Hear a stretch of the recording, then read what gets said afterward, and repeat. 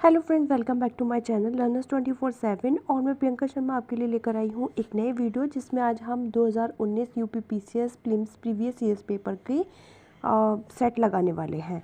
और ये सेट होगा आपका पार्ट 2, जिसका पार्ट 1 आ चुका है और अब इसका पार्ट 2 है जिसमें हम 50 क्वेश्चंस को रखेंगे, जिसमें 51 से लेकर 100 तक के क्वेश्चंस आएंगे।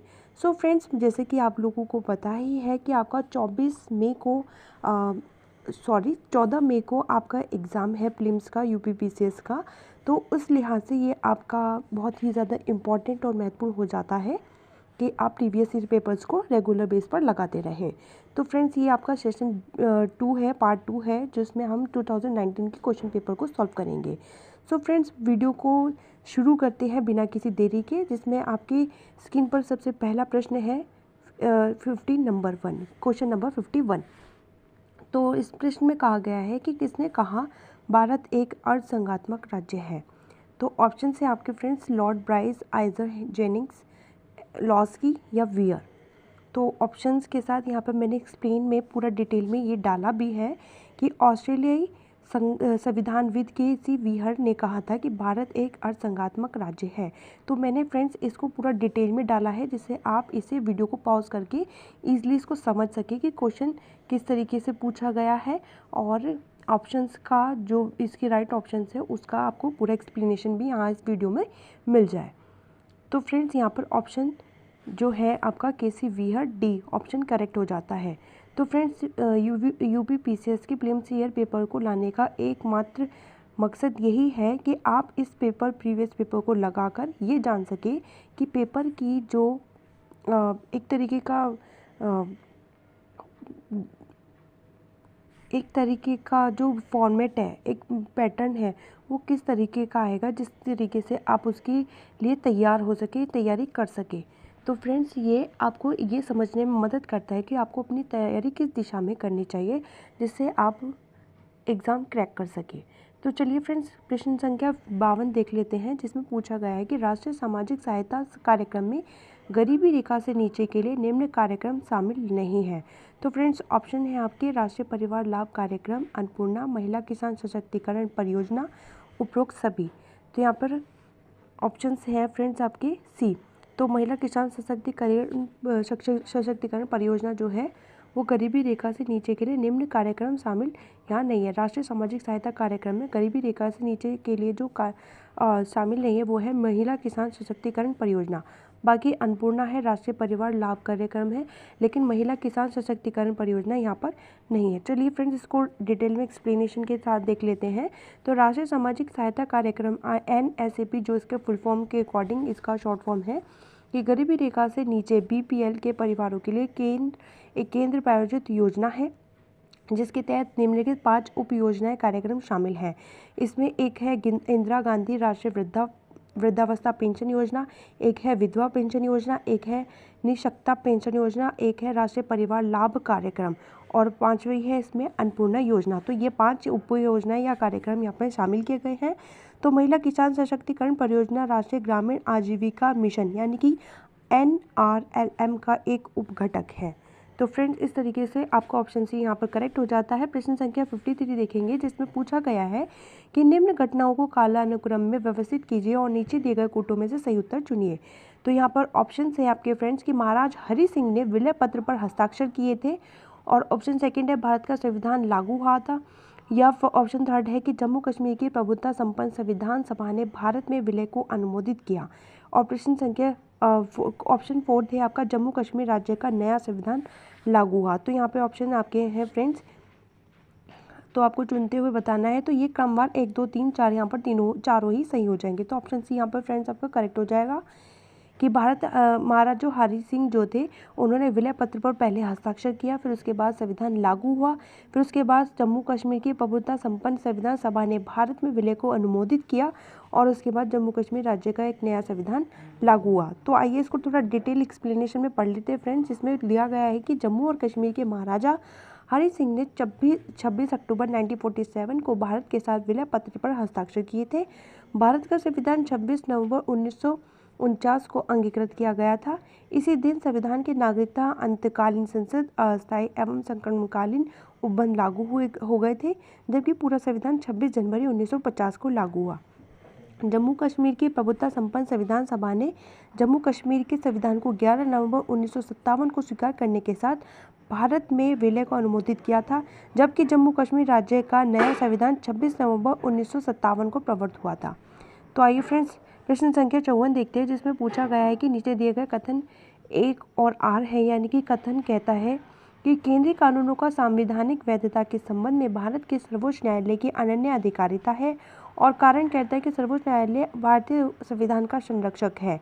तो इसमें ऑप्शन से फ्रेंड्स आपके ए और आर दोनों सही हैं, आर एक की सही व्याख्या है, और इस तरीके से ऑप्शन आपके यहाँ पर बी भी है कि ए और आर दोनों सही हैं, आर एक की सही व्याख्या नहीं है। ए सही है, आर गलत है, ए गलत है, आर सही है। तो यहाँ पर फ्रेंड्स आपका डी ऑप्शन करेक्ट हो जाता है, ए यहाँ पर गलत है और आर यहाँ पर आपका सही हो जाता है। तो एक बार फिर से देख लेंगे, प्रश्न संख्या 54 है इसमें हमारी, जिसमें ए गलत है और आर यहाँ पर सही है। ए गलत है और आर यहाँ पर सही है। तो यहाँ पर केंद्रीय कानूनों का संवैधानिक वैधता के संबंध में भारत के सर्वोच्च न्यायालय की अनन्य अधिकारिता है, लेकिन सर्वोच्च न्यायालय भारतीय संविधान का संरक्षक है। तो आर सही है और ए गलत है।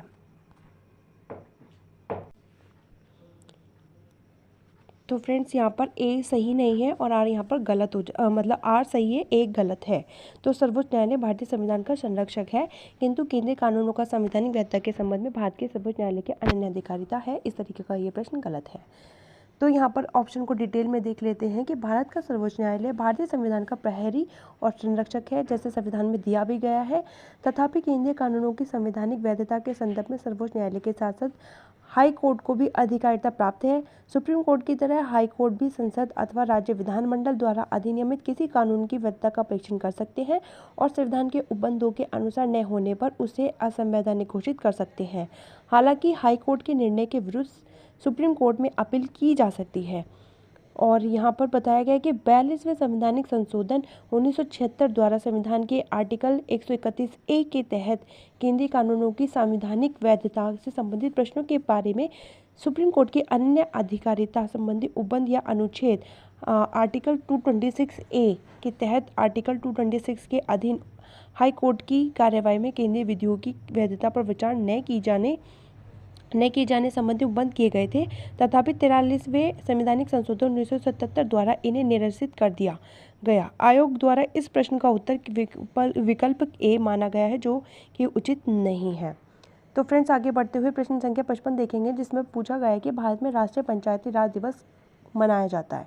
तो ये 24 अप्रैल को मनाया जाता है और इसे 2010 में सबसे पहली बार मनाया गया था।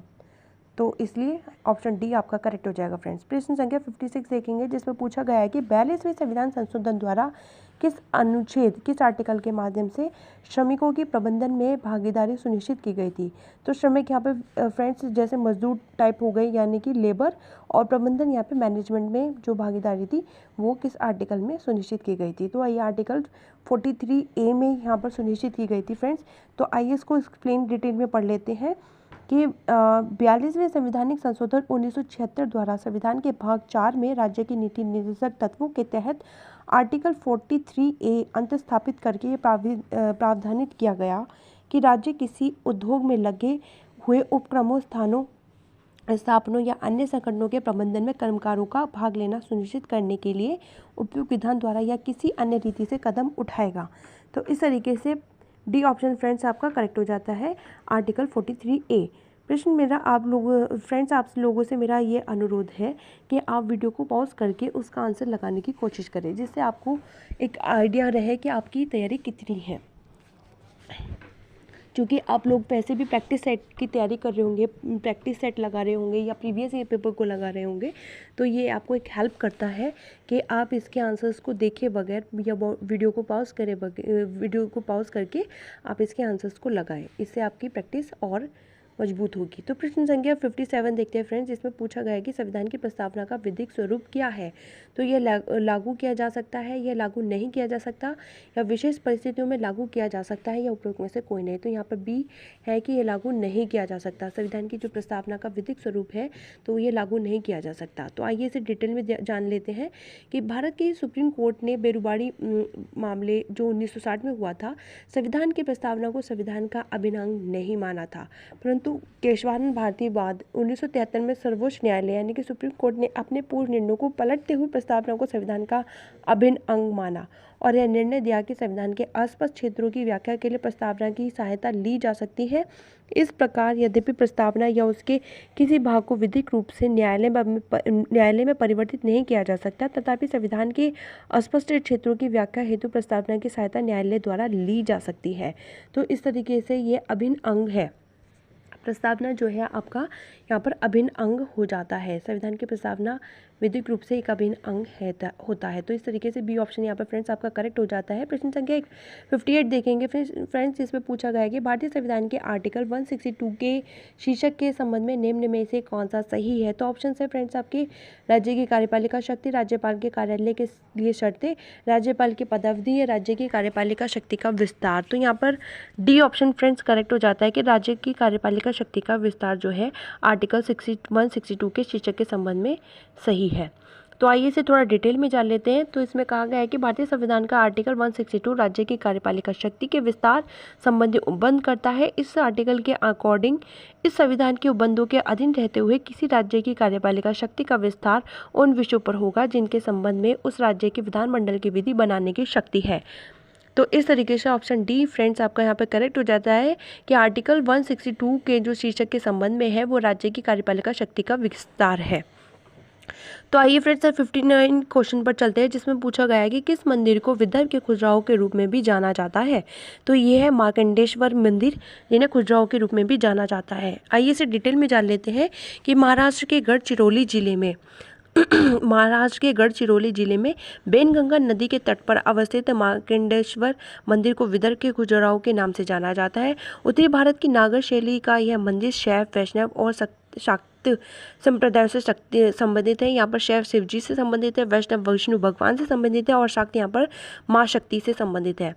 और 16 जुलाई 2019 को पत्र सूचना ब्यूरो PIB द्वारा प्रकाशित संस्कृति मंत्रालय भारत सरकार की विज्ञप्ति के अनुसार इस मंदिर का जीर्णोद्धार कार्य भारतीय पुरातत्व सर्वेक्षण द्वारा त्वरित गति से कराया जा रहा है। तो इस तरीके से ये करंट में रहा है। तो करंट से ये क्वेश्चन बनकर आया है कि मंदिर को विदर्भ के खजुराहो के रूप में जाना जाता है। तो ये आपका मार्कंडेश्वर है जो बेन नदी के तट पर स्थित है और ये महाराष्ट्र के गढ़चिरौली जिले में बेनगंगा नदी के तट पर स्थित है। तो इस तरीके से आप इसको ध्यान में रखेंगे फ्रेंड्स। प्रश्न संख्या बढ़ते हुए देखेंगे कि सूची 1 सूची 2 से सम्मिलित कीजिए और सूचियों के निम्न से सही उत्तर चुनिए। तो फ्रेंड्स यहाँ पर जो है आपका सितंबर 2019 में ये हरिकेन तूफान आया था और इसमें सर्वाधिक प्रभावित देश को हमें यहाँ पर बताना है। तो फ्रेंड्स यहाँ पर हम पाएंगे कि जो डोरियन है, हेजिबिस है और लेकिमा है, ये मिटांग है। तो ये है तूफान के नाम और ये प्रभावित होने वाले देश। तो फ्रेंड्स यहाँ पर आपका जो ऑप्शन बी है यहाँ पर करेक्ट हो जाता है कि डोरियन जो तूफान था वो यहाँ पर सबसे ज़्यादा प्रभावित हुआ था बहामास में ये सबसे ज़्यादा प्रभावित हुआ था। ठीक है, और ये हेजिबिस जो था फ्रेंड्स आपका ये जापान में सबसे हेजिबिस नामक जो तूफान था जापान को सबसे अधिक प्रभावित किया था। और जो लेकिमा है इसने चीन को सबसे ज़्यादा प्रभावित किया था और मिटांग जो है ये आपके जेजू दक्षिण कोरिया में है और वहाँ पर इसने सबसे ज़्यादा प्रभाव डाला था। तो इस तरीके से आपका जो ऑप्शन बी है फ्रेंड्स करेक्ट हो जाएगा। तो आप इन जो क्षेत्र हैं कि चीन है, जापान है और जेजू दक्षिण कोरिया है जो बहामास है, इन्हें आप एक बार मैप में ज़रूर देखिएगा कि ये कहाँ पर स्टैंड करते हैं। तो इससे तैयारी आपकी और मजबूत होगी। फ्रेंड्स आगे बढ़ते हुए प्रश्न संख्या 61 देखेंगे, जिसमें पूछा गया है कि अक्टूबर 2019 में भारत ने किस अफ्रीकी देश में अपना उच्च आयोग स्थापित करने की घोषणा की है। तो ऑप्शन है फ्रेंड आपके Benin, Gambia, Kenya, Sierra Leone. तो यहाँ पर डी ऑप्शन आपका सिएरा लियोन परफेक्टली करेक्ट हो जाता है फ्रेंड्स कि अक्टूबर 2019 में भारत ने किस अफ्रीकी देश में अपना उच्चायोग स्थापित किया था, तो ये सिएरा लियोन में किया था। आइए इसे डिटेल में जान लेते हैं कि 10 से 14 अक्टूबर 2019 के मध्य भारतीय उपराष्ट्रपति एम वेंकैया नायडू कोमोरोस एवं सिएरा लियोन के 5 दिवसीय दौरे पर रहे। इस दौरान एम वेंकैया नायडू द्वारा सिएरा लियोन में भारतीय उच्चायोग स्थापित करने की घोषणा की गई थी। तो ये आपका सिएरा लियोन है। तो ये करंट अफेयर से रिलेट करता हुआ था फ्रेंड्स। मे बी ये रिपीट हो तो आप इसके लिए तैयार रहेंगे। आई होप आप इसके लिए प्रिपेयर रहेंगे। तो प्रश्न संख्या 62 देखेंगे फ्रेंड्स। इसमें पूछा गया है कि नीति आयोग के अनुसार भारत में नवाचार सूचकांक 2019 में निम्नलिखित में कौन सा राज्य शीर्षस्थ है। तो फ्रेंड्स ऑप्शन है आपकी तमिलनाडु, महाराष्ट्र, हरियाणा या कर्नाटका। तो कर्नाटका यहाँ पर फ्रेंड्स आपका करेक्ट ऑप्शन हो जाता है कि भारत में नवाचार सूचकांक 2019 में राज्य कर्नाटक सबसे शीर्ष पर रहा था नीति आयोग के अकॉर्डिंग। तो आइए इसे थोड़ा सा डिटेल में देख लेते हैं फ्रेंड्स। जिसमें बताया गया है कि 17 अक्टूबर 2019 को नीति आयोग द्वारा इंडिया इनोवेशन इंडेक्स 2019 नामक रिपोर्ट जारी की गई। इस सूचकांक में भारत की 29 स्टेट्स, जम्मू कश्मीर राज्य के रूप में और 7 केंद्र शासित प्रदेशों को शामिल किया गया। सूचकांक में राज्यों और केंद्र शासित प्रदेशों को 3 श्रेणियों में विभक्त किया गया। बड़े राज्य मेजर स्टेट्स और उत्तर पूर्वी और पहाड़ी राज्य north eastern and hill states और केंद्र शासित प्रदेश शहरी राज्य, छोटे राज्य, union territory, cities states, small states. बड़े राज्यों में कर्नाटका स्कोर 35.65 प्रथम स्थान पर रहा। झारखंड स्कोर 6.20 पर रहा, अंतिम 17वें स्थान पर है। मतलब झारखंड सबसे अंतिम स्थान पर रहा था और सबसे पहले स्थान पर कर्नाटका रहा था। यदि बिना किसी वर्गीकरण के सभी अर्थात बड़े राज्य, उत्तर पूर्वी तथा पहाड़ी राज्य एवं केंद्र शासित प्रदेश, शहरी राज्य, छोटे राज्यों का मूल्यांकन एक साथ किया जाए तो इस दृष्टि से दिल्ली स्कोर 42.98 प्रथम स्थान पर होगा। तो इस तरीके से कर्नाटका यहाँ पर फ्रेंड्स आपका करेक्ट था। लेकिन अगर इन सभी चीज़ों को जोड़कर देखा जाए तो यहाँ पर दिल्ली सबसे करेक्ट आंसर रहेगा, जो कि इस ऑप्शन में नहीं है। तो यहाँ पर डी ऑप्शन यहाँ पर फ्रेंड्स आपका करेक्ट हो जाता है। आगे बढ़ते हुए प्रश्न संख्या 63 देखेंगे फ्रेंड्स। जिसमें पूछा गया है कि बुकर प्राइज विजेता 2019 पुस्तक गर्ल वीमेन अदर के लेखक लेखिका है। तो ऑप्शन है फ्रेंड्स आपके मार्गरेट अटवुड, इलाफ शफक, सलमान रश्दी या बर्नार्डिन इवेरिस्टो। तो फ्रेंड्स मैं चाहूँगी कि आप इस वीडियो को पॉज करें और इसका जवाब बिना आंसर देखे हुए दें। जैसे कि आपके स्क्रीन पर आंसर है तो उसे आप बिना देखिए इसका आंसर देने की कोशिश करें। है तो वैसे ये करंट अफेयर्स का, पर ये बहुत ज़्यादा इम्पॉर्टेंट क्वेश्चन था तो ये करंट में बना रहा था। तो फ्रेंड्स यहाँ पर डी ऑप्शन आपका करेक्ट हो जाता है। मैं आई होप आप लोगों ने ऐसा किया होगा। तो यहाँ पर आपका करेक्ट ऑप्शन बर्नार्डिन इवेरिस्टो है। तो आइए इसको थोड़ा डिटेल में देख लेते हैं कि बुकर प्राइज 2019 विजेता पुस्तक गर्ल वीमेन अदर की लेखिका बर्नार्डिन इवेरिस्टो है और उल्लेखनीय है कि बुकर प्राइज जीतने वाली वे पहली अश्वेत लेखिका हैं।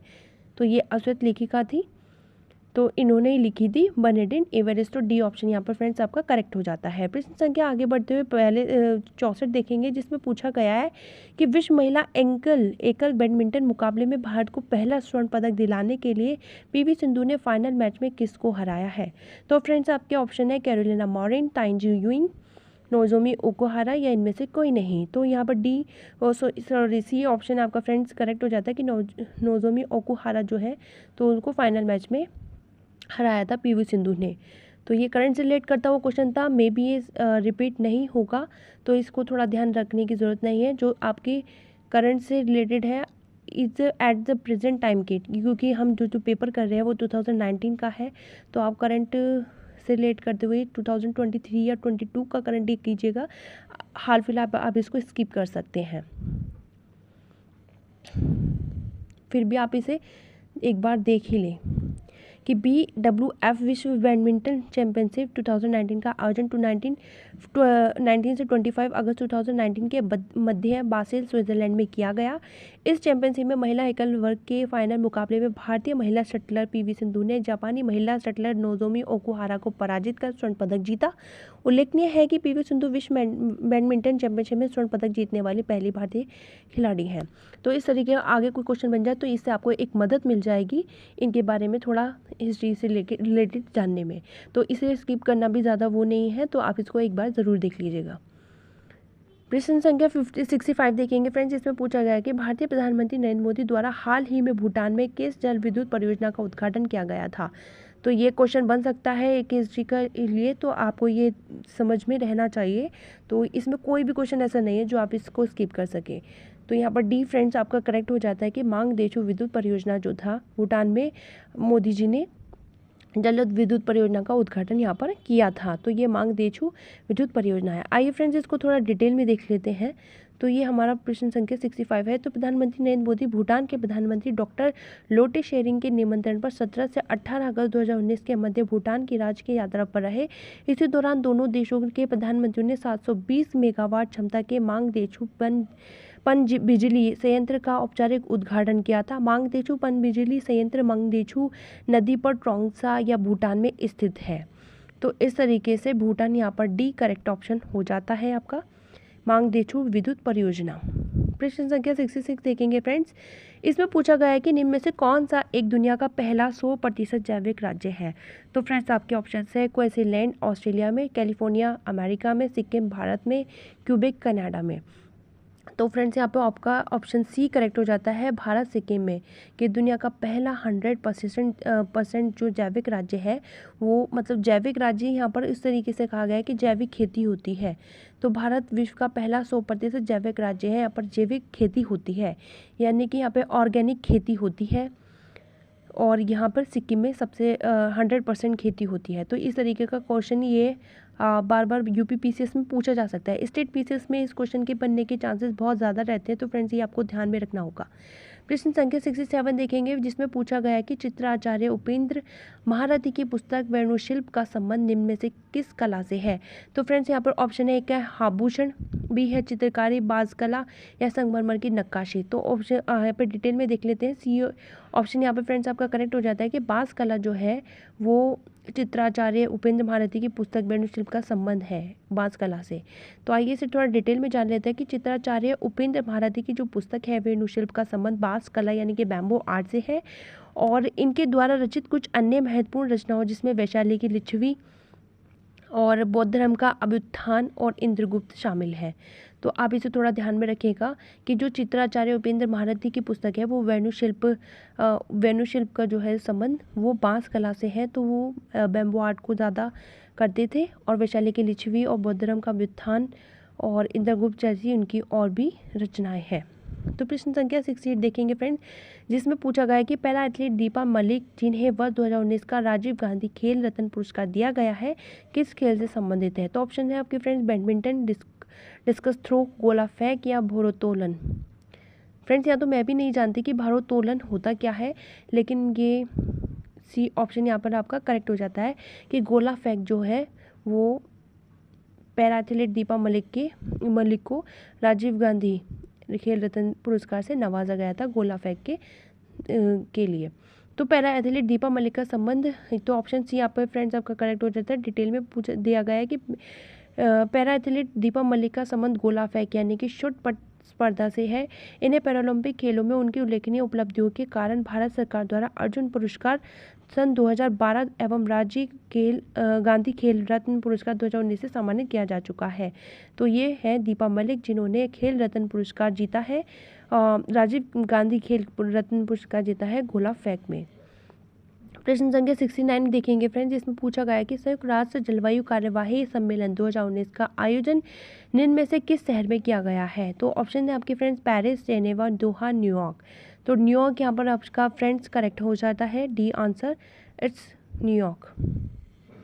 तो आइए इसे डिटेल में देख लेते हैं कि 27 सितंबर 2019 को संयुक्त राष्ट्र जलवायु कार्यवाही शिखर सम्मेलन यूएन क्लाइमेट एक्शन समिट 2019 का आयोजन न्यूयॉर्क यानी कि अमेरिका में किया गया था।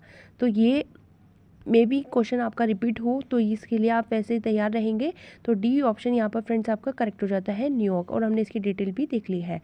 तो आइए आगे बढ़ते हैं, क्रम में बढ़ते हुए प्रश्न संख्या 70 देखेंगे, जिसमें पूछा गया है कि मानव आहार में पालिश किए हुए चावल के उपयोग से निम्नलिखित रोग हो जाता है। तो ये क्वेश्चन बहुत ज़्यादा रिपीट हो चुका है फ्रेंड्स। तो ये आपका बीएड एंट्रेंस एग्जाम हो, वन डे एग्जाम कोई भी हो, तो उसमें ये प्रश्न बार बार पूछे जाता रहा है, तो इससे ऑप्शन ए बेरी अब तक तो आपको ये सब का रिवाइज भी हो गया होगा, तो ए ऑप्शन जो बेरी इससे हो जाता है। तो आइए फ्रेंड्स जो डिटेल में भी देख लेते हैं कि सफ़ेद अनाज जैसे पॉलिश किए हुए चावल और गेहूं का आटा इत्यादि में थायमीन पर्याप्त मात्रा में उपस्थित नहीं होता। यदि मानव आहार में मुख्यतः ये चीज़ें शामिल हैं तो यह शरीर में थायमीन की कमी का कारण बन सकता है। उल्लेखनीय कि बेरी एक पोषण संबंधी विकार है जो थायमीन विटामिन B1 की कमी के कारण होता है। तो इसलिए बेरी का होना यहाँ पर खतरा बना रहता है चावल के उपयोग से, जो पॉलिश किए हुए चावल के उपयोग होते हैं उपयोग से। प्रश्न संख्या 71 देखेंगे फ्रेंड्स, जिसमें पूछा गया है कि युग्म सही सुमेलित नहीं है। तो एक और फ्रेंड्स क्रम में विटामिन दिए गए हैं फ्रेंड्स, और दूसरा प्रचुर मात्रा में उसके सोर्स या स्रोत दिए गए हैं। तो यहाँ पर विटामिन B6 जो है धान की चोकर राइस ब्रेन से संबंधित है, तो सही सुमेलित नहीं है। इनके 3 इसमें सही सुमेलित है और एक को हमें यहाँ पर चुनना है। तो विटामिन B2 जो है कॉड यकृत तेल से संबंधित है, तो यहाँ पर बी ऑप्शन आपका फ्रेंड्स करेक्ट हो जाता है। यानी कि B2 कॉड यकृत तेल से सही तरीके से, मतलब ये इसका सोर्स नहीं है, तो बी ऑप्शन आपका फ्रेंड्स करेक्ट हो जाता है। बाकी विटामिन ई गेहूं अंकुर तेल से संबंधित है, और विटामिन के से अल्फाल्फा मिलता है, अल्फाल्फा। तो आइए से थोड़ा डिटेल में भी देख लेते हैं फ्रेंड्स कि कॉड यकृत तेल जो कॉड मछली के यकृत से व्युत्पन्न एक आहार पूरक है। इसमें ओमेगा 3 फैटी एसिड के अतिरिक्त विटामिन ए और विटामिन डी भी उपस्थित होता है। विटामिन B2 की रिबोफ्लेविन या नाम से जाना जाता है। भोजन से ऊर्जा मुक्त करने में सहायक होता है। अंडे, हरी सब्जियां, फलियां, दूध इत्यादि इसके प्रमुख स्रोत होते हैं। तो B2 जो कॉड यकृत तेल है वो आप पर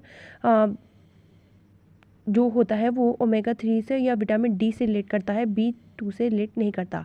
बाकी B2 आपका रिबोफ्लेविन से संबंधित है, जिसमें हरी सब्जियां, फलियां, दूध या इसके आदि इसके प्रमुख स्रोत होते हैं B2 के, लेकिन ये विटामिन डी से संबंधित है कॉड यकृत तेल से। तो इसको थोड़ा ध्यान में रखिएगा, वीडियो को पॉज करके इसको अच्छे से आप देख सकते हैं फ्रेंड्स। तो आगे बढ़ते हुए प्रश्न संख्या 72 देखेंगे फ्रेंड्स, जिसमें पूछा गया है कि कथन और कारण। तो कथन कहता है कि अधिकांश विटामिन मानव शरीर में संश्लेषित नहीं किए जाते हैं, और कारण कहता है कि मानव अंग केवल अनिवार्य सूक्ष्म पोषकों का ही संश्लेषण करते हैं। तो यहाँ पर आपके ऑप्शन है फ्रेंड्स, ए और आर दोनों सही, आर ए की सही व्याख्या है, और ए और आर दोनों सही है, परंतु आर ए की सही व्याख्या नहीं है। ये सही है, आर गलत, ए गलत, आर सही। तो सी ऑप्शन यहाँ पर फ्रेंड्स आपका करेक्ट हो जाता है कि ए सही है, लेकिन आर यहाँ पर गलत हो जाता है कि अधिकांश जो विटामिन है वो मानव शरीर में संश्लेषित नहीं किए जाते हैं, वो संश्लेषित बाहर से नहीं लिए जा सकते हैं, लेकिन मानव अंग केवल अनिवार्य सूक्ष्म पोषकों का ही संश्लेषण करते हैं। तो ये भी ज़रूरी नहीं है, तो ये भी सही नहीं है। तो यहाँ पर ए फ्रेंड्स यहाँ पर आपका ए सही हो जाता है, अधिकांश विटामिन मानव शरीर में संश्लेषित नहीं किए जा सकते हैं। तो आइए इसे थोड़ा सा डिटेल में देख लेते हैं फ्रेंड्स। तो इसमें दिया गया है कि अधिकांश विटामिन मानव शरीर में संश्लेषित नहीं किए जाते हैं, इसलिए उन्हें पर्याप्त मात्रा में भोजन द्वारा ग्रहण किए जाने की आवश्यकता होती है।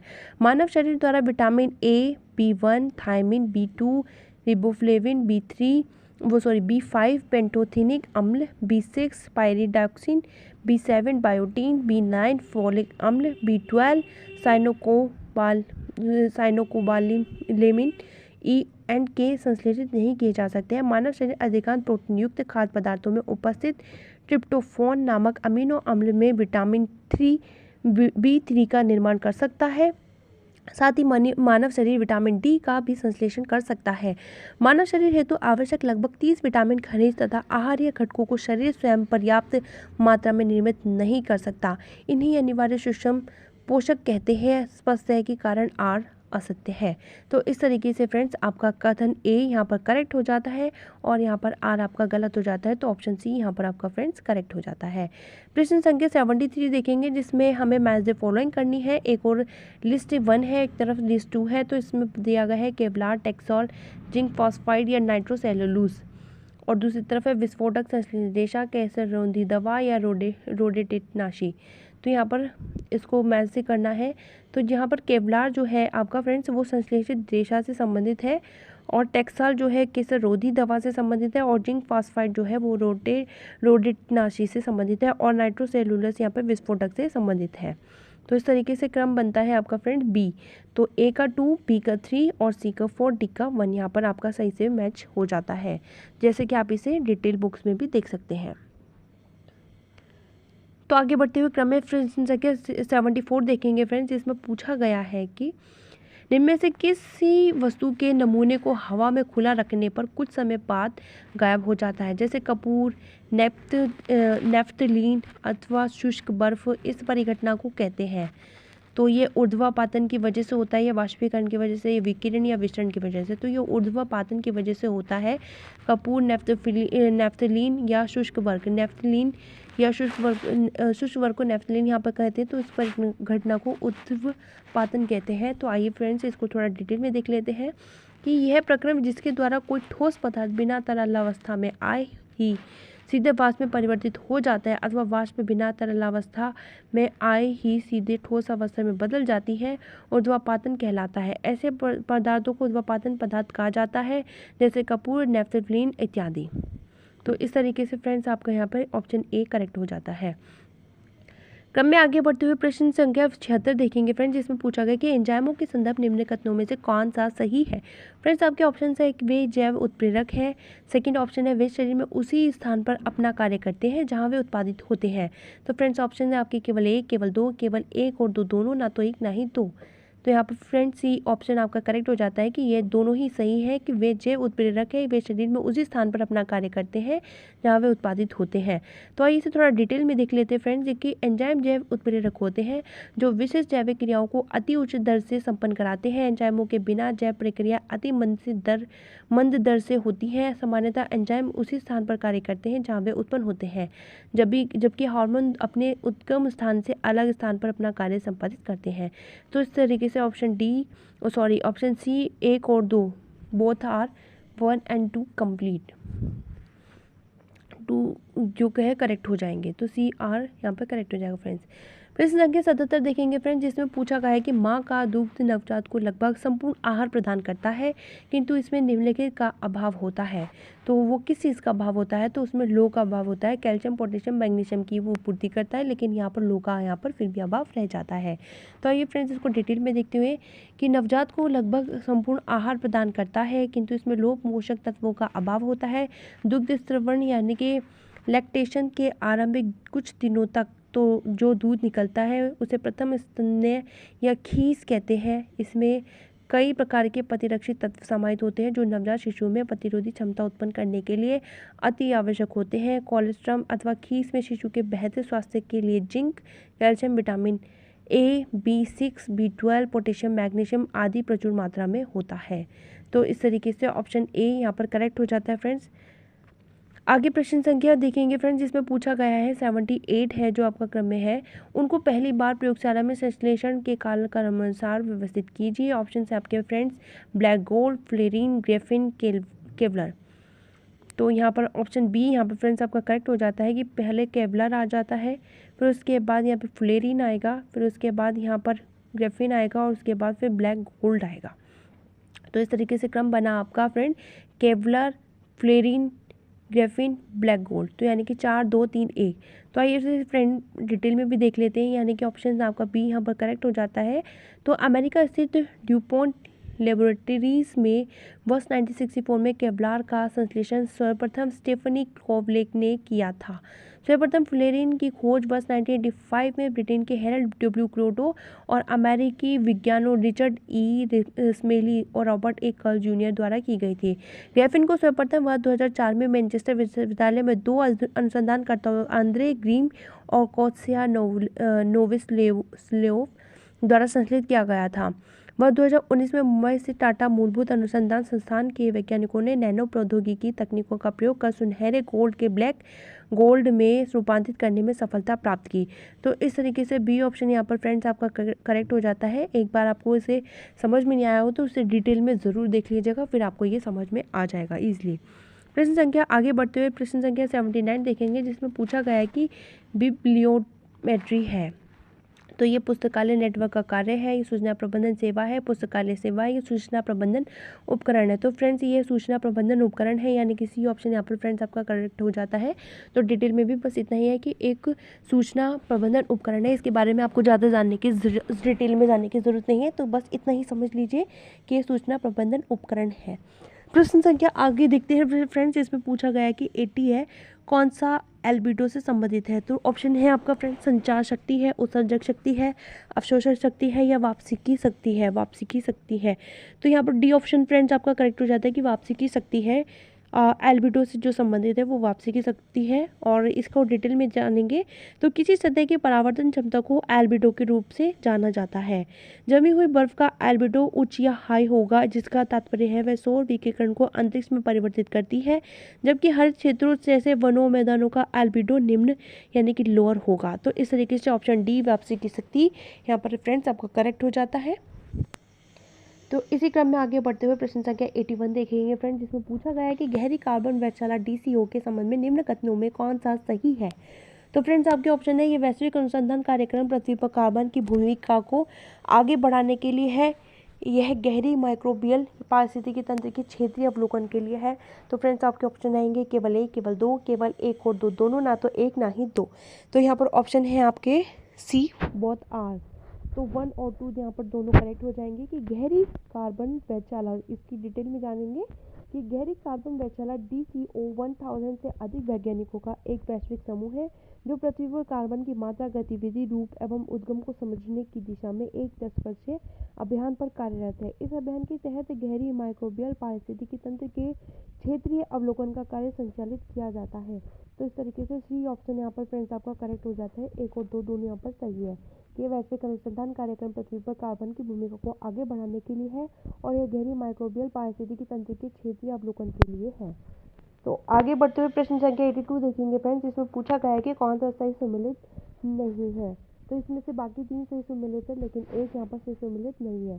जैसे कि फ्रेंड्स मेरी सबसे पहले नज़र पड़ी है क्योटो प्रोटोकॉल पर। जैसे कि आप लोगों को पता है कि ये ओजोन परत को लेकर के है, जलवायु परिवर्तन को लेकर के है। क्योटो प्रोटोकॉल जलवायु क्लाइमेट चेंज को लेकर के है। तो यहाँ पर जल संरक्षण से ये संबंधित नहीं है। तो यहाँ पर देखते ही ये गलत हो गया। अगर आपने इसको पॉज करके इसका आंसर देने की कोशिश की होगी तो फ्रेंड्स आपका डी ऑप्शन यहाँ पर वैसे ही करेक्ट हो जाता है कि क्योटो प्रोटोकॉल बहुत ज़्यादा फेमस रहा था, बहुत ट्रेंडिंग रहा था। तो ये आपका क्लाइमेट चेंज से रिलेटेड था, ना कि जल संरक्षण से रिलेशन था। बाकी तीनों को भी हम देख लेते हैं। नज़रअंदाज करने से हमारे कहीं ना कहीं मार्क्स इससे प्रभावित होंगे। तो कार्टेजिना प्रोटोकॉल जो है फ्रेंड्स वो बायोसेफ्टी से संबंधित है और स्टॉकहोम सम्मेलन में अणु जैविक प्रदूषण की बात की गई थी। मॉन्ट्रियल प्रोटोकॉल में सबको पता ही है कि ओजोन परत से रिलेटेड, ओजोन लेयर से रिलेटेड यहाँ पर कॉन्सेप्ट था। तो इस तरीके से डी ऑप्शन यहाँ पर आपका फ्रेंड्स करेक्ट हो जाता है, जो सही सम्मिलित नहीं है। आइए फिर भी इसकी डिटेल को देख लेते हैं कि क्योटो प्रोटोकॉल एक अंतर्राष्ट्रीय समझौता है जो जलवायु परिवर्तन पर संयुक्त राष्ट्र संरचना अभिसमय से संबंधित है। इस प्रोटोकॉल को 11 दिसंबर 1997 को क्योटो जापान में अंगीकृत किया गया था। यह 16 फरवरी 2005 को लागू हुआ। यह प्रोटोकॉल वैश्विक तापमान में योगदान देने वाली गैसों के उत्सर्जन में कमी लाने हेतु लक्षित है। तो फ्रेंड्स आगे बढ़ते हुए प्रश्न संख्या 83 देखेंगे, जिसमें कथन और कारण है। कथन कहता है कि उष्णकटिबंधीय देशों में तितलियों की प्रजातियां सर्वाधिक संख्या में पाई जाती हैं, और कारण कहता है तितलियां कम तापमान में नहीं रह सकती हैं। तो फ्रेंड्स आपका क्या कहना है इसमें कि ए और आर दोनों सही है, आर एक की सही व्याख्या है। ए और आर दोनों सही है, आर एक की सही व्याख्या नहीं है। ए सही है, आर गलत है, ए गलत है और आर सही है। तो इस तरीके से ऑप्शन ए यहाँ पर फ्रेंड्स आपका करेक्ट हो जाता है। ए और दोनों सही है और आर एक की सही व्याख्या है कि उष्णकटिबंधीय जो सब ट्रॉपिकल जो कंट्रीज़ होती है उसमें तितलियों की जो स्पीसीज़ होती हैं उनकी सर्वाधिक संख्या में पाई जाती है और तितलियाँ कम तापमान में नहीं रह सकती, ये भी यहाँ पर करेक्ट है। तो इस तरीके से ए और आर दोनों सही है और आर एक की सही व्याख्या है। फिर भी इसको हम थोड़ा सा डिटेल में देखेंगे फ्रेंड्स, जिससे हमें इसको अच्छे से क्लैरिफाई कर पाए कि तितलियाँ अनितापी प्राणी होती है, कोल्ड ब्लडेड होती हैं। इसलिए इनके रहने के लिए उष्ण या गर्म जलवायु वाला क्षेत्र सर्वोच्च स्थान माना जाता है, कि जहाँ पे उष्ण हो और गर्म जलवायु हो तो ऐसा क्षेत्र स्थान सही माना जाता है। यही कारण है कि तितलियों की सर्वाधिक प्रजातियाँ उष्ण कटिबंधीय यानी कि सब ट्रॉपिकल जो कंट्रीज़ होती है उसमें पाई जाती है। तितलियाँ अपने शरीर के तापमान को विनियमित करने में सक्षम नहीं होती, परिणाम स्वरूप इनके शरीर का तापमान आसपास के तापमान के अनुसार बदलता रहता है। बहुत कम तापमान होने की स्थिति में ये उड़ान नहीं भर सकती है, तो इस वजह से कम तापमान में ये नहीं एग्जिस्ट कर सकती। तो इस तरीके से ऑप्शन यहाँ पर आपका फ्रेंड्स ए और आर दोनों सही, आर एक की सही व्याख्या है। ऑप्शन ए यहाँ पर आपका फ्रेंड्स करेक्ट हो जाता है।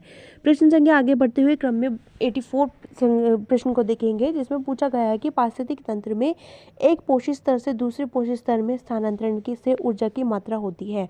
तो ऑप्शन है बढ़ती है, घटती है, स्थिर रहती है या बढ़ सकती है या घट सकती है। तो यहाँ पर फ्रेंड्स आपका घटती है, बी ऑप्शन यहाँ पर करेक्ट हो जाएगा कि जो पारिस्थितिकी तंत्र में एक पोषित स्तर से दूसरे पोषित स्तर में जो स्थानांतरण से ऊर्जा की जो मात्रा होती है वो घट जाती है। आइए इसको थोड़ा डिटेल में भी जान लेते हैं कि पारिस्थितिकी तंत्र में ऊर्जा का प्रवाह अजैविक प्राणी से जैविक प्रणाली की दिशा में होता है। ऊष्मागतिकी के दूसरे नियम के अनुसार जब ऊर्जा एक पोषण स्तर से अन्य स्तर में स्थान परिवर्तन करती है तब उसका कुछ ह्रास होता है या घटती होती है, अर्थात हर पोषण स्तर पर उपलब्ध ऊर्जा की मात्रा जो है वो घटती जाती है। तो इस तरीके से बी ऑप्शन यहाँ पर फ्रेंड आपका घटती जाती है करेक्ट हो जाएगा। प्रश्न संख्या 85 देखेंगे फ्रेंड, जिसमें पूछा गया है कि जैविक नाइट्रोजन निर्धारण से संबंधित है। तो ऑप्शन है आपके फ्रेंड लाल शैवाल, भूरा शैवाल, हरा शैवाल या नीला हरा शैवाल। तो यहाँ पर नीला हरा शैवाल, यहाँ पर फ्रेंड्स आपका डी ऑप्शन करेक्ट हो जाएगा कि कौन सा जैविक नाइट्रोजन निर्धारण से संबंधित है। तो जो जैविक नाइट्रोजन निर्धारण से संबंधित है वो नीला हरा शैवाल है। तो आइए इसको फिर थोड़ा डिटेल में देख लेते हैं कि नीला हरे शैवाल जलीय पौधों का एक ऐसा समूह होता है जिसे साइनोबैक्टीरिया भी कहा जाता है। यह एक कोशिकीय जीवाणु है। इस जीवाणु को धान की फसल के लिए वायुमंडलीय नाइट्रोजन की भूमि में संस्थापित करने के उद्देश्य से उपयोग में लाया जाता है। नील हरित शैवाल प्रकाश संश्लेषण से ऊर्जा ग्रहण करके वायुमंडलीय नाइट्रोजन का भूमि में स्थिरीकरण करता है। तो इस तरीके से डी ऑप्शन यहाँ पर फ्रेंड्स आपका करेक्ट हो जाता है। आगे बढ़ते हुए क्रम संख्या 86 देखेंगे फ्रेंड्स, जिसमें पूछा गया है कि धुआं या स्मोग आवश्यक रूप से वायुमंडल में निम्नलिखित की उपस्थिति के कारण होता है। फ्रेंड्स आपके ऑप्शन है ऑक्सीजन और ओजोन, ओजोन और नाइट्रोजन, ऑक्सीजन और नाइट्रोजन, नाइट्रोजन और सल्फर के ऑक्साइड। तो डी ऑप्शन यहाँ पर फ्रेंड्स आपका करेक्ट हो जाता है कि नाइट्रोजन और सल्फर के ऑक्साइड जो होता है वो आवश्यक रूप से वायुमंडल में उपस्थिति के कारण होता है। धुआं या स्मोक जो होता है वो आवश्यक रूप से वायुमंडल में उपस्थिति के कारण होता है, नाइट्रोजन और सल्फर डाइऑक्साइड के कारण। तो आइए इसको थोड़ा सा डिटेल में देख लेते हैं कि जो स्मोक होता है स्मोक और कोहरे फोग से मिलकर बना है। जो स्मोक है वो धुएं और कोहरे से मिलकर बना है, स्मोक एंड फोग, जिसे धूम्र कोहरा कहा जाता है। ये गहन वायु प्रदूषण का एक प्रकार है। धूम्र कोहरा या स्मोग एक प्रकार का दृश्य वायु प्रदूषण है जो कि वायुमंडल में नाइट्रोजन और सल्फर के ऑक्साइड, ओजोन, धुएं, अन्य निलंबित कणों का संगठित रूप होता है। मानव जनित स्मोक कोयला दहन उत्सर्जनों, वाहन उत्सर्जनों, औद्योगिक उत्सर्जनों, वनों की आग, कृषि अवशेषों, पराली आदि को जलाने, इन उत्सर्जनों की प्रकाशित रासायनिक अभिक्रियाओं के कारण उत्पन्न होता है। तो इस तरीके से यहाँ पर फ्रेंड्स आपका जो है डी ऑप्शन नाइट्रोजन और सल्फर के ऑक्साइड डी करेक्ट हो जाएगा। आगे बढ़ते हुए प्रश्न संख्या 87 देखेंगे फ्रेंड्स, जिसमें पूछा गया है कि निम्नलिखित क्षेत्रों में से किस में दुर्लभ उपलब्धि के लिए वैश्विक 500 पुरस्कार दिया जाता है। 500 वैश्विक 500 पुरस्कार दिया जाता है। तो ये ऑप्शन बी पर्यावरण संरक्षण, बी ऑप्शन यहाँ पर करेक्ट हो जाता है फ्रेंड कि पर्यावरण जो प्रदूषण संरक्षण है वो वैश्विक 500 पुरस्कार के नाम से दिया जाता है। तो आइए इसको थोड़ा डिटेल में देख लेते हैं कि ग्लोबल 500 पुरस्कार पर्यावरण संरक्षण हेतु किए गए उत्कृष्ट कार्यों के लिए प्रदान किया जाता है। ये पुरस्कार संयुक्त राष्ट्र पर्यावरण कार्यक्रम यूनेप द्वारा 1987 में प्रारंभ किया गया था। तो फ्रेंड्स जो आपका ये 500 पुरस्कार दिया जाता है तो ये आपका जीवन संरक्षण, पर्यावरण संरक्षण से संबंधित दिया जाता है। तो ऑप्शन बी आपका था। तो इसे डिटेल में देखते हुए ग्लोबल 500 पुरस्कार पर्यावरण संरक्षण हेतु किए गए उत्कृष्टता कार्यों के लिए प्रदान किया जाता है। ये पुरस्कार संयुक्त राष्ट्र पर्यावरण कार्यक्रम यानी कि यूनेप द्वारा 1987 में प्रारंभ किया गया था। तो ये दिया जाता है पर्यावरण संरक्षण द्वारा। बी ऑप्शन यहाँ पर आपका फ्रेंड्स करेक्ट हो जाता है। तो आपको कोई भी प्रॉब्लम या इशू होने पर आप वीडियो को पॉज करके डिटेल में दिए गए इस आंसर को कम्प्लीटली तरीके से पढ़ सकते हैं। तो आइए आगे बढ़ते हुए क्रम संख्या 88 देखेंगे, जिसमें पूछा गया है कि श्याम विवर होता है। तो ऑप्शन है फ्रेंड आपके हवाई जहाज की उड़ान का अभिलेखक होता है, सूर्य पर एक धब्बा है, अंटार्कटिका की एक जगह है, या सिमट गया तारा है।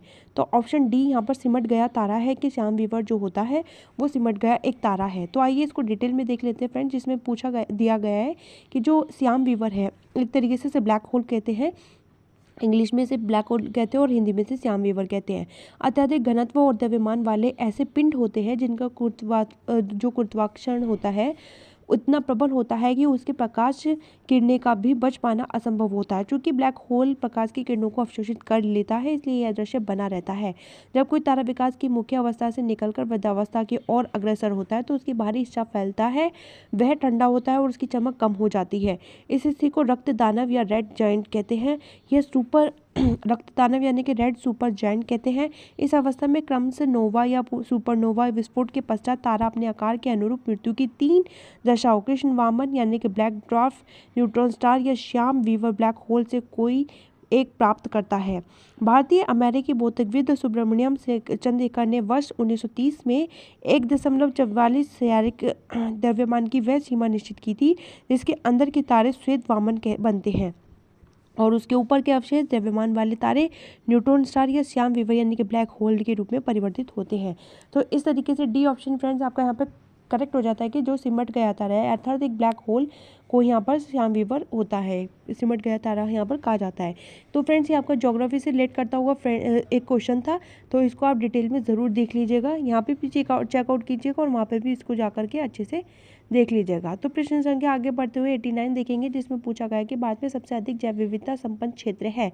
तो ऑप्शन है आपका फ्रेंड्स गंगा का मैदान, ट्रांस हिमालय, मध्य प्रदेश और मध्य भारत, पश्चिमी घाट। तो पश्चिमी घाट यहाँ पर सी ऑप्शन फ्रेंड्स आपका करेक्ट हो जाता है कि जैव विविधता जो हॉटस्पॉट है, आप इसको डिटेल में देखते हैं तो इसमें दिया गया है कि जैव विविधता जो हॉटस्पॉट है केवल उष्ण कटिबंधीय यानी कि सब ट्रॉपिकल प्रदेशों में ही नहीं बल्कि उच्च अक्षांशीय प्रदेशों में भी पाए जाते हैं। बाद में निम्नलिखित 4 जैव विविधता हॉटस्पॉट स्थल है पूर्वी हिमालय, पश्चिमी घाट, म्यांमार, भारत सीमा और सुंडालैंड। अंडमान और निकोबार द्वीप समूह म्यांमार, भारत सीमा और सुंडालैंड का ही एक भाग है। कंजर्वेशन इंटरनेशनल द्वारा जैव विविधता से संबंधित प्रकाश स्थलों हॉटस्पॉट की जारी अद्यतन सूची में विश्व के 36 स्थल सूचीबद्ध है जिसमें भारत के पश्चिमी घाट सहित श्रीलंका और पूर्वी हिमालय क्षेत्र का नाम उल्लेख है। तो इस तरीके से सी ऑप्शन यहाँ पर फ्रेंड्स आपका करेक्ट हो जाता है कि पश्चिमी घाट है जिसमें सबसे अधिक जैव विविधता संपन्न क्षेत्र है। आगे बढ़ते हुए प्रश्न संख्या 90 देखेंगे जिसमें पूछा गया है कौन सा भारत में सतत विकास लक्ष्यों के कार्यान्वयन के लिए एक नोडल संस्था है। तो फ्रेंड्स आपके ऑप्शन है योजना आयोग, विनिवेश आयोग, नीति आयोग या वित्त आयोग। तो यहाँ पर NITI Aayog C option correct हो जाता है। डिटेल में भी बताया गया कि एजेंडा 2030 के समन्वय के एवं कार्यान्वयन हेतु नोडल संस्था जो स्थिति है नीति आयोग के द्वारा लक्षित की गई है। आगे बढ़ते हुए प्रश्न संख्या 91 देखेंगे जिसमें पूछा गया कि लघु उद्योगों के लिए बनी निम्न समितियों को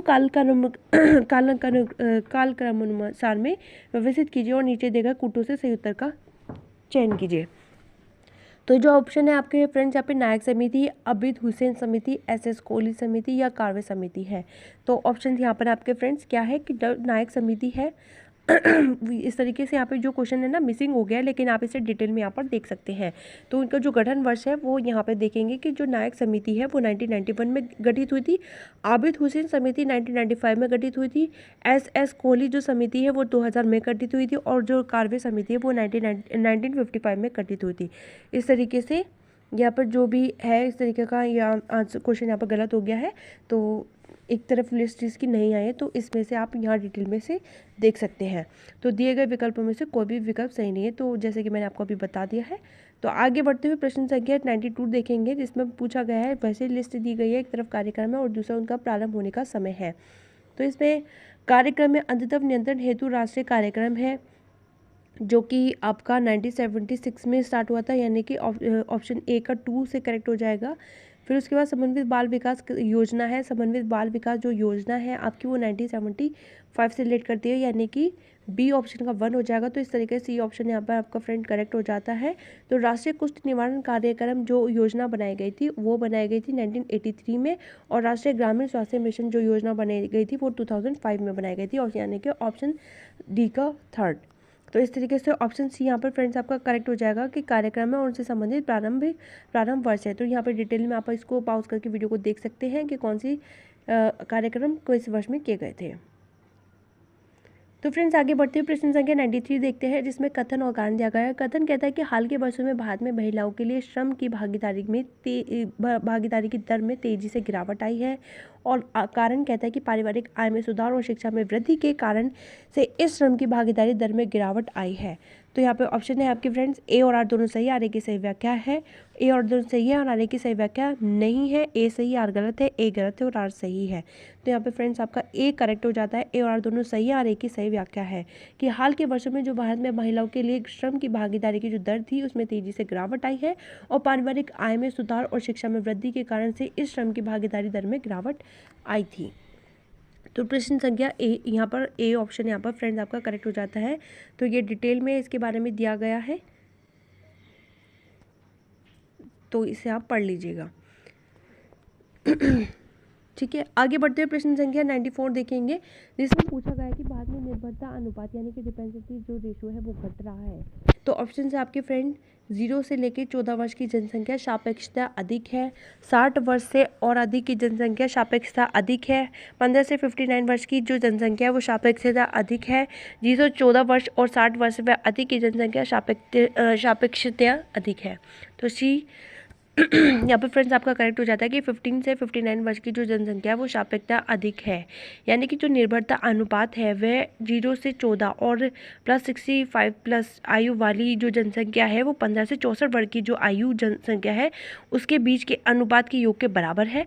वर्तमान में भारत वैश्विक स्तर पर सर्वाधिक युवा आबादी जो 15 से 64 वर्ष आयु की है वो वाला देश है। भारत का जो है वो 15 से 64 वर्ष वाला आयु का देश है। United nation population fund UNFPA द्वारा जारी आंकड़ों के अनुसार भारत में कामकाजी लोगों की जनसंख्या के अनुपात में उन पर निर्भर लोगों की संख्या में कमी आई है। 14 वर्ष और 65 वर्ष या उससे अधिक आयु के लोगों को निर्भर माना गया है, जिनकी संख्या में कमी हुई है। इस निर्भरता अनुपात में वर्ष 2025 तक कमी होगी, तत्पश्चात वर्ष 2040 तक ये स्थिर रहेगा और पुनः उसमें वृद्धि हो सकती है। वर्ष 1975 से वर्ष 2017 के मध्य वृद्धि निर्भरता अनुपात 6.2% से बढ़कर 9% हो गया, जबकि युवा निर्भरता अनुपात 71% से गिरकर 41.9% हो गया है। तो इस तरीके से सी ऑप्शन फ्रेंड आपका यहाँ पर करेक्ट हो जाता है कि जो 15 से 59 वर्ष की जो जनसंख्या है वो अधिक है, जो निर्भरता अनुपात का है, घट रहा है। प्रश्न संख्या 95 देखेंगे फ्रेंड, जिसमें पूछा गया है कि सतत विकास लक्ष्य SDG भारत में 2030 तक सभी के लिए पानी की उपलब्धता और इसके स्थायी प्रबंधन की को लक्षित करेगा। ऑप्शन है आपका फ्रेंड SDG 6, SDG 7, 8 या 9। तो ए यहाँ पर फ्रेंड आपका करेक्ट हो जाता है। SDG जो 6 है यहाँ पर वो पानी की उपलब्धता और उसके स्थायी जो प्रबंधन को लक्षित करेगा। तो SDG 6 यहाँ पर क्रम में 6 नंबर पर है। तो इसको थोड़ा डिटेल में देख लीजिएगा फ्रेंड्स, वीडियो को पॉज कीजिएगा और इसको पूरा डिटेल में पढ़ लीजिएगा, क्योंकि ये एग्ज़ाम में आने के चांसेस इसके बहुत ज़्यादा बन जाते हैं।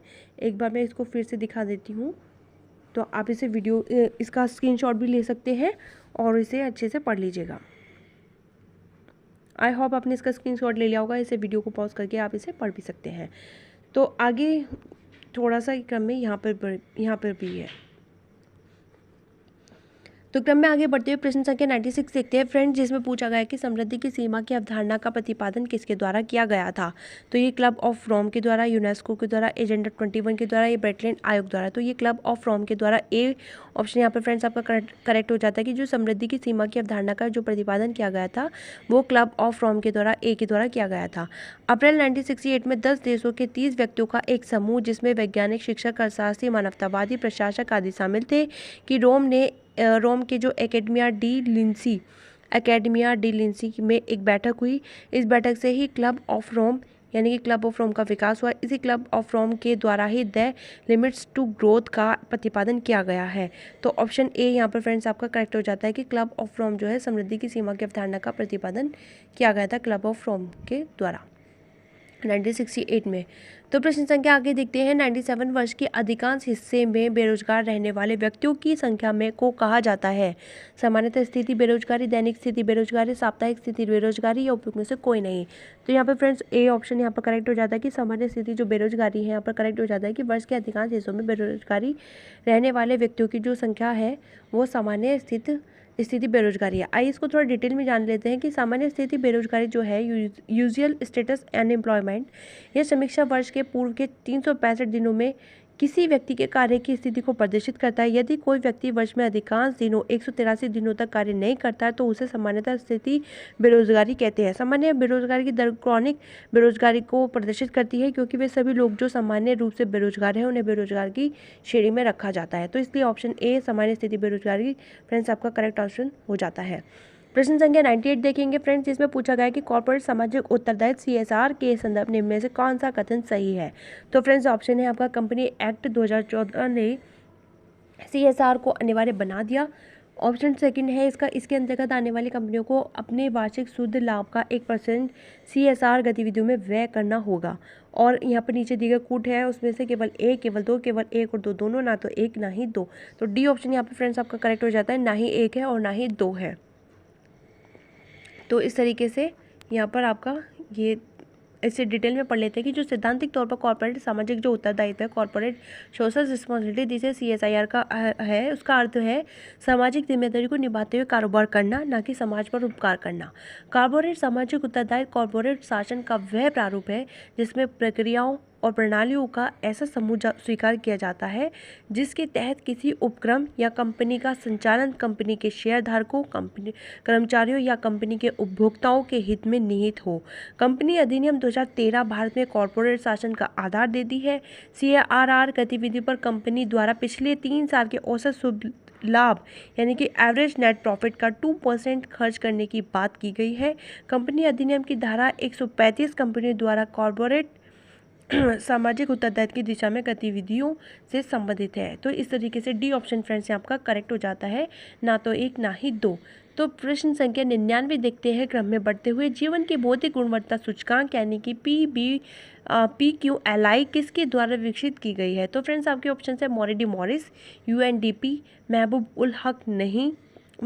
उल हक और उपरोक्त में से नहीं। तो यहाँ पर फ्रेंड्स आपका ए मैरिज दी मैरिज, यहाँ पर एक ऑप्शन आपका करेक्ट हो जाता है कि जो जीवन की भौतिक गुणवत्ता सूचकांक है वो मॉरिस डी मॉरिस द्वारा प्रतिपादित की गई है या विकसित की गई है। आइए इसको थोड़ा डिटेल में जान लेते हैं फ्रेंड्स, जिसमें बताया गया है कि जीवन की भौतिक गुणवत्ता सूचकांक PQLI मॉरिस डी मॉरिस द्वारा विकसित किया गया है। इन्होंने जीवन प्रत्याशा, शिशु मृत्यु दर, साक्षरता तीनों को मिलाकर जीवन भौतिक गुणवत्ता सूचकांक का निर्माण किया। PQLI का अधिकतम मूल्य 100, न्यूनतम मूल्य 1 होगा। 100 की और बढ़ना उत्तम स्थिति माना जाता है, जबकि 1 की ओर जाना खराब स्थिति का परिचायक होता है। तो इस तरीके से इन्होंने डिफाइन किया है। तो मॉरिस डी मॉरिस इसका ए ऑप्शन करेक्ट हो जाता है। तो प्रश्न संख्या 100 पर चलते हैं फ्रेंड्स, जो कि इस वीडियो का अंतिम प्रश्न है कि भारत का वैश्विक भूख सूचकांक GHI 2017 में क्या स्थान था। तो इसका 100वां था, 101 था, या 104 या 105वां। तो फ्रेंड्स ये 100वां स्थान था। ए ऑप्शन यहाँ पर आपका करेक्ट हो जाता है कि भारत 31.4 स्कोर के साथ वैश्विक भूख सूचकांक यानी कि GHI 2017 में 119 देश में 100वें स्थान पर रहा है। तो इस तरीके से ऑप्शन ए यहाँ पर फ्रेंड्स आपका करेक्ट हो जाता है। 100 भारत का वैश्विक जो भूख सूचकांक था वो 2017 में 100वें स्थान पर रहा था। तो फ्रेंड्स ये था आज का वीडियो, जिसमें हमने 50 प्रश्नों की श्रृंखला को शामिल किया था, जो 2019 का प्रीवियस ईयर पेपर UPPCS का था। तो मैं उम्मीद करती हूँ फ्रेंड्स आपके आगामी परीक्षा के लिहाज से, जो कि ये बहुत ही महत्वपूर्ण प्रश्न पत्र रहा है और आगे भी रहेगा, तो इसकी तैयारी के लिए आप इसमें जुटे रहें, लगे रहें। और मैं उम्मीद करती हूँ वीडियो आपको बहुत पसंद आया होगा। अगर वीडियो पसंद आया तो वीडियो को लाइक, सब्सक्राइब, शेयर ज़रूर कीजिएगा। और आगे मैं ऐसी वीडियो लाती रहूँ तो इसके लिए मुझे कॉमेंट बॉक्स में भी लिख दीजिएगा और वीडियो को सब्सक्राइब करके ही जाइएगा। तो फ्रेंड्स थैंक यू, आज के लिए शुक्रिया।